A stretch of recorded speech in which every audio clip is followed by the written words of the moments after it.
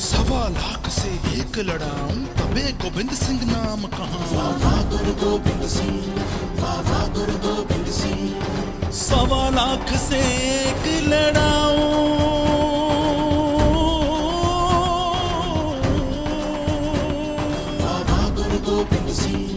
सवा लाख से एक लड़ाऊं तबे गोविंद सिंह नाम कहाँ। बाबा गुरु गोविंद सिंह, बाबा गुरु गोविंद सिंह, बाबा गुरु गोविंद सिंह।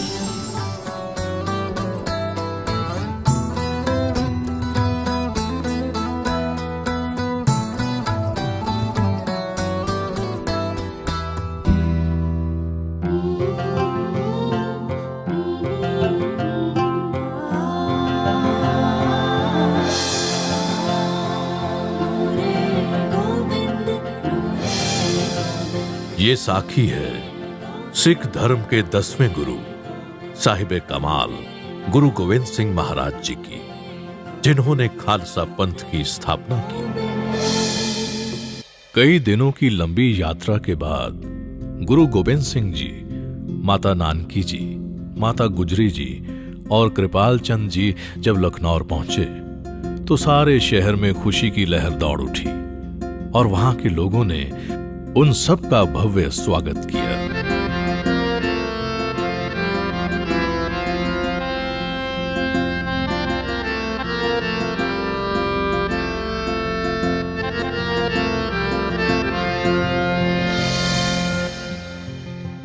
पूरा आनंदपुर साहिब बाला प्रीतम साहिब श्री गुरु गोविंद सिंह महाराज के दर्शनों का बेसब्री से इंतजार कर रहा था कि आनंदपुर साहिब में अचानक मौसम खराब हो गया।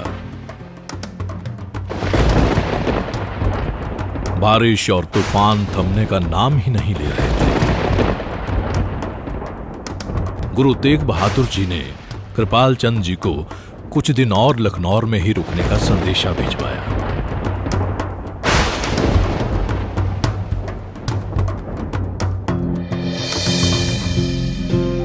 लखनऊ में जैसे जैसे लोगों को बाला प्रीतम के आने की खबर मिलती गई, लोग दूर दूर से बाला प्रीतम के दर्शन करने आने लगे।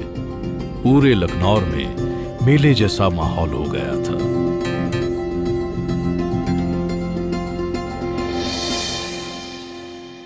बाला प्रीतम साहेब जी गुरु गोविंद सिंह महाराज अपने दादा सिखों के छठे गुरु श्री हरगोबिंद साहब की तरह अपनी पगड़ी पर कलगी लगाया करते थे।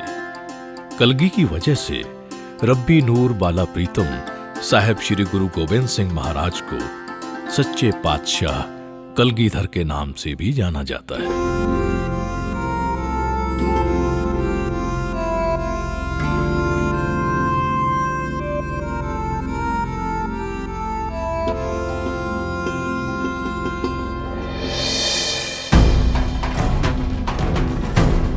गुरु गोविंद सिंह महाराज ने लखनऊ में घुड़सवारी, तलवारबाजी, कुश्ती और तीरंदाजी की तैयारी बड़े जोरों शोरों से शुरू कर दी थी।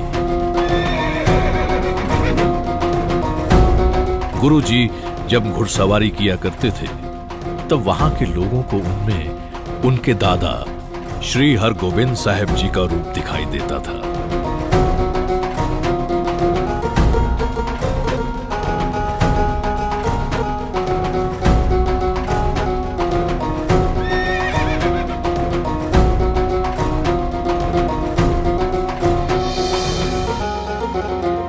गुरु गोविंद सिंह महाराज की घुड़सवारी, तीरंदाजी और तलवारबाजी के करतब लोग दूर दूर से देखने आया करते थे।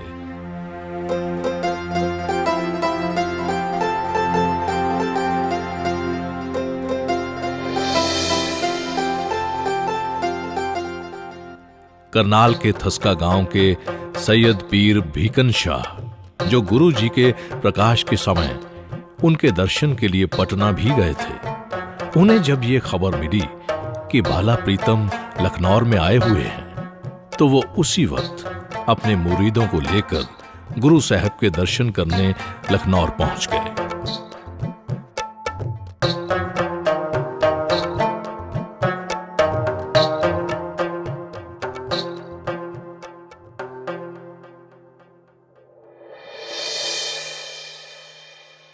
उन दिनों लखनऊ में सिर्फ एक ही कुआं हुआ करता था, जहां से आसपास के गांवों के लोग पानी भरा करते थे। उस कुएं की हालत बहुत ही खराब थी और उसका पानी भी खारा था।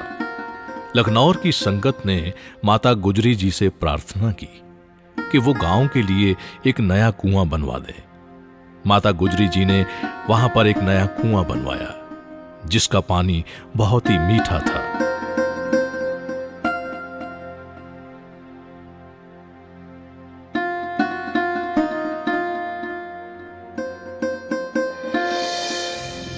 कुछ ही दिनों में गुरुजी और उनके पूरे परिवार ने लखनऊ की संगत का दिल जीत लिया।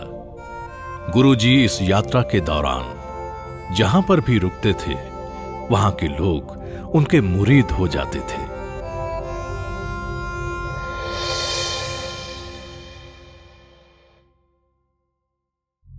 कई दिनों के खराब मौसम के बाद जब आनंदपुर साहब में मौसम ठीक हुआ, तब गुरु तेग बहादुर जी ने कृपाल चंद को संदेश भिजवाया कि वो उसी वक्त परिवार को लेकर आनंदपुर साहब के लिए रवाना हो जाएं।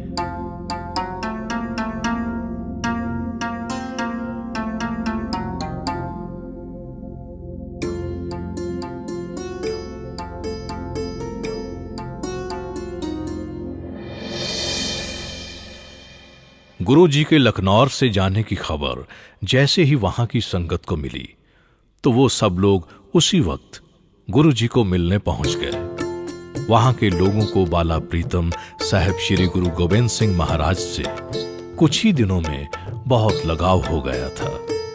गुरु जी ने सारी संगत को ये संदेश दिया कि ईश्वर एक है और वो सबका भला करता है।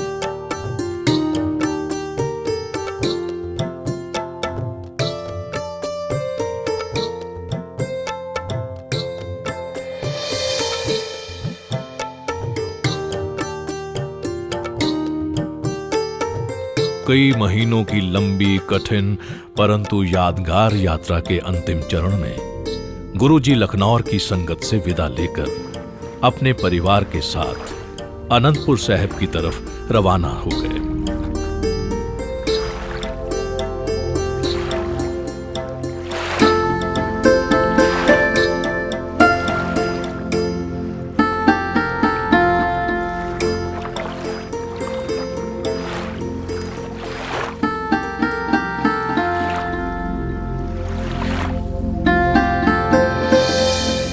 लखनऊ का वो छोटा सा गांव गुरु जी के इस पड़ाव की वजह से हमेशा याद रखा जाएगा।